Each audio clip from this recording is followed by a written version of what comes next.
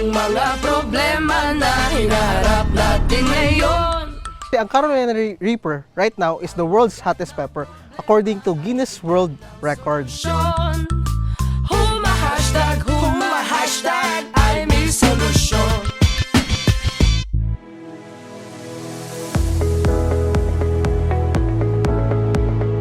Ako po si Josme M. Carmen Jr., 29 years old, at co-owner po ng Sox Peppers Chili Products Manufacturing. Ako po si Samuel Carmen, age 31. Nung panahon po ng Patimpalak, ako po ay sumali sa edad na 30. Hindi talaga kami farmer by profession. I'm actually studying my law degree in Ateneo de Davao. But when the pandemic hits, nag-stop po tayo. Kasi ako po, chemical engineer, then nandun din po ako sa maayos na mga company. Abbreviation po na Sox Peppers is short for Sox Sargent Pepper Company po. So nag-try po kami first tanim ng onions, pero nag-fail po kami doon. So yun nga, nag-research tayo kung anong maganda itanim, at doon po natin nalaman na maganda talaga sa South Cotabato ang mga peppers. So, yung time na nagtatanim na po kami, may nakita po kaming ad po sa Facebook na may isang Patimpalak ang kagawaran ng agrikultura na tinatawag nilang Young Farmers Challenge. Nagkaroon po tayo ng winnings sa, syempre, initial na level. Ginamit po natin yun para ma-develop yung ating processing capability.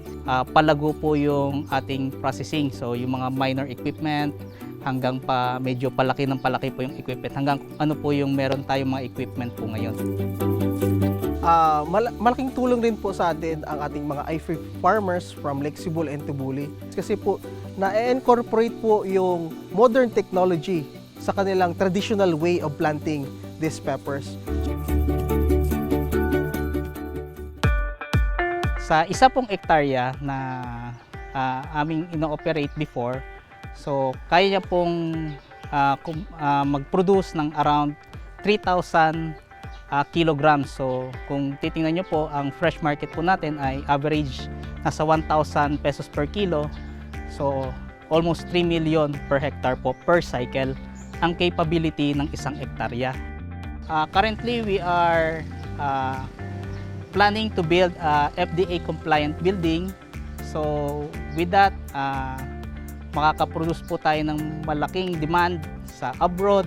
Once na makakuha po tayo ng at least the license to operate, we can send the bulk of the process here sa abroad, which is, ang value niya is almost 10 times na mas mahal kaysa sa atin. Ang perks po nun is the big savings kumpara po sa current na siling labuyo, which is, kung compute po natin, aabot po sa 40 to 70%. So in terms naman po sa warehousing, nakakita po sila ng 1,000% reduction po sa space. Ito po, konting-konti lang po kasi yung ilagay nila, maanghang na po talaga masyado. Malaking pasasalamat namin kay Senator Amy. Ngayon po talagang full support po sila sa mga kabataang gusto mag-venture full-time into business. Kagawaran ng Agrikultura Region 12 po. Laking tulong po nila sa amin. Kasama po ang aming Provincial Agriculture's Office at yung ating Municipal Agriculture's Office. Pati po ang ating barangay, yung aming barangay sentrala po, ang laki po ng tinurong nila.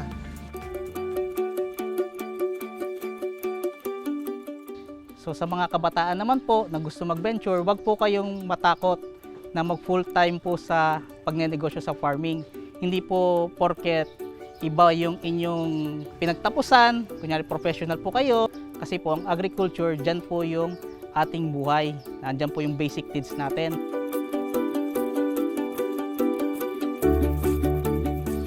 Ito po yung nakaraan, pero ito po ang ating babalikan. Napakalaki po ng future sa industry po ng agrikultura.